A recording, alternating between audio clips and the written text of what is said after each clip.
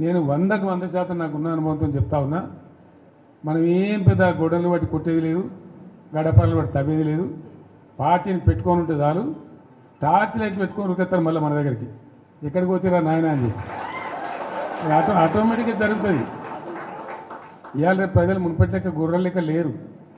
వీళ్ళన్నీ తీసేస్తున్నారు. యాదవుల గొర్రెలు తీసేస్తున్నారు. వాళ్ళు డిపాజిట్ కట్టలు డబ్బులు వాపసిస్తున్నారు. చేప పిల్లలు బంద్ పెట్టిండ్రు, ఫీజు రియంబర్స్మెంట్ బంద్ పెట్టిండ్రు. ఎన్ని రోజులు ఒప్పుకోడతారు ప్రజలు? వాళ్ళు చూస్తారు, టైం దాకా చూస్తారు. ఉన్నాయన్నీ ఎత్తేసి మేము 1కి 2 ఇస్తామని 2కు 4 ఇస్తామని నరికి అసలు మోసం తెచ్చినట్టు ఉన్నాయే పీక్ పారైతే ఇదేం అన్యాయం అని చెప్పి తప్పకుండా ఆల్రెడీ ఆలోచన చేస్తున్నారు. ప్రజల్లో తిరుగుబాటు ధోరణి వస్తుంది. డెఫినెట్గా మంచిగా బ్రహ్మాండంగా మళ్ళీ మనమే గవర్నమెంట్కి వస్తాం. ఇప్పుడు జరిగింది చాలు.